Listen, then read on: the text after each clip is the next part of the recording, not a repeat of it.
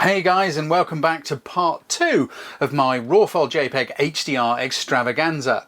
In part 1 we had a little chat about what the difference between these things are and why you may want to shoot an HDR, because our eyes and cameras see light differently. We went out, we shot the picture.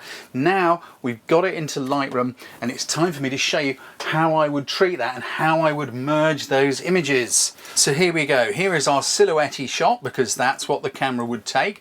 Then the one where we increase the exposure by a stop, so we've got a little bit more detail in rosy, but the background is getting a bit bright, and then up by another stop when now we are really losing the background. If I just bring up the info here, at the top here you can see we've got a 60th of a second, 125th of a second and a 250th of a second in order to capture the background, the mid-tones and then the real deep shadow areas, which was Rosie's face. And what we're going to do is end up with an HDR between the three that looks something like that one. First off, I'm just going to remove that because we can start all over again. Right, here we go. So here are our three raw files. First off, we're going to photo merge them. To do that, it's really pretty simple. You just click the three, we go to photo merge, there it is, HDR. We click on the button and now Lightroom is beavering away in the background. It's having a look at all the bright areas and the dark areas. It's looking at ways in which to combine them. While it does it, let's have a look on the right here. Auto align. If something moves a little bit between exposures, they may just kind of need lining up a little bit. Auto tone is Lightroom is going to do its best guess at kind of auto developing the raw file for us. Now, I'm not saying it's going to be right, but it's a good starting place, and then we can take it on from there and work on it ourselves to get it how we want it to look.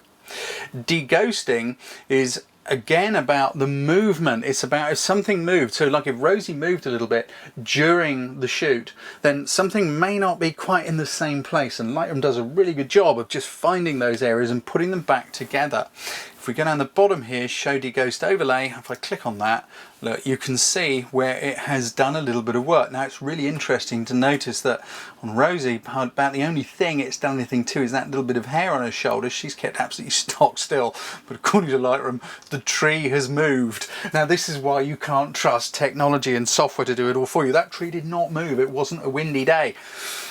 But there we go, and I'm pretty certain the camera didn't, because it was on a nice sturdy tripod. Deghost amount. This is the amount of deghosting that Lightroom will apply. This is the amount of work it'll do to try and line things up. If it doesn't really need much lining up, don't have it set on high just for the sake of it. I find the medium settings pretty good. These are all things that you can play with. I'm not going to do it now because it will then remake the whole HDR and we're going to have to wait for it. But go and play with it yourself. You know, if you've got something with a lot of movement, try a higher setting. If you find that things are lined up quite nicely, go for a lower setting. Anyway, here we go. Now when I click merge, what Lightroom's going to do is to take those three raw files and it's going to blend them together up here in the corner, creating HDR. And it's going to create them as a new raw file. It's going to be a DNG, a digital negative file, which is Adobe's own raw format.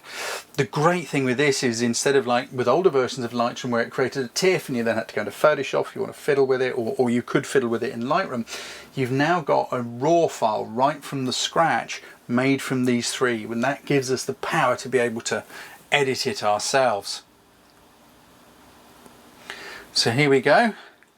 Our shiny new DNG file is up the end here. This is our new raw file, which has been made by blending these three together. So if we just kind of compare that alongside the others, what have we got? We've got the, let's start here with a really dark exposure. You can see everything is mapping out really quite nicely. It's almost there for us already. If we come to the next one up, you can see the difference we're getting. Look, so this is one of the reasons why making an HDR is so powerful. It's not just about the hyper high definition.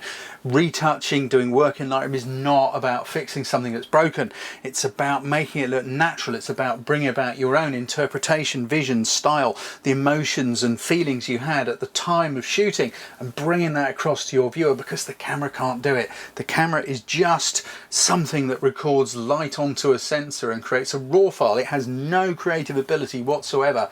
That's you. Right, if we look at our DNG file, it does look pretty blooming good, doesn't it? Lightroom has done most of the work for us. I think some of the blacks could do with a bit more work. Let's just zoom in, have a look, see what our sharpness is like. That's very good. I don't think it needs any sharpening, I don't think it needs any messing about. I think the tones could do with just a little bit of work. Maybe just a little bit more clarity, just to lift it a bit. If you're not sure what clarity does, these are all things covered in my 7 Steps to Perfect Pictures course, of which this is really a little taster, because we go into this in way more depth. These images down here along the bottom, this is where we went for a much greater high dynamic range and mapped them together, and in the course we go through that too. I think we're looking really pretty good. I might give it an incy bit more saturation because I like a bit of colour. What I'm seeing is a little bit too much orange possibly in Rosie's face, so I'm just going to pop into HSL. We're just going to take some of that orange down a little bit, just to, that's looking better. There we go, that's looking a bit better. That's much more natural. I've only taken a little bit out, but it's made a difference. And I think I'm going to do just a tiny little bit of work on that background, because to me it's still a little bit too bright. I don't want to darken the overall thing because I think the tones look very natural to my eye, but the background just a bit. So I'm just going to take a brush and I'm just going to reset it, and using a mask, let's just mask it up and then we'll get to work on it.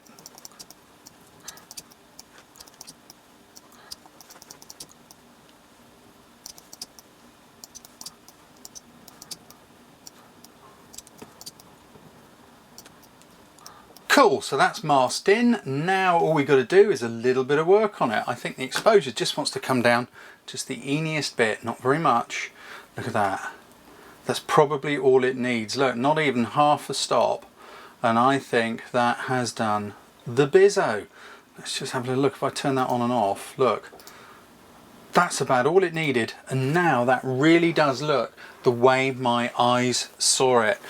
So there we go, that's kind of the power of making the HDR.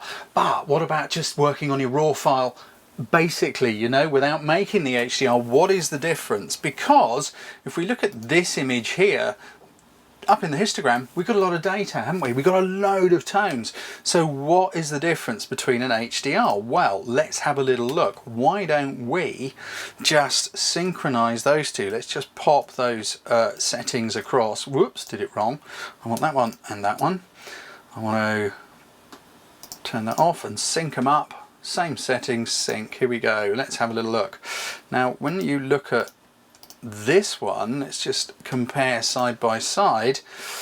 We're going to put this one in here and we're going to put the HDR in there. Now look, they look almost exactly the same, don't they?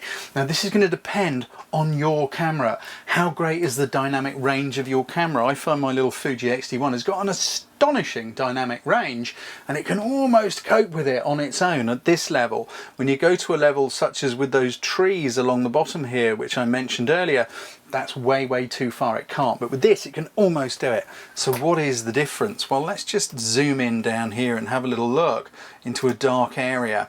And this is where I see the most difference. If you look at the one on the left, this was just a raw file, and I really pumped those shadows up as far as they'd go pretty much.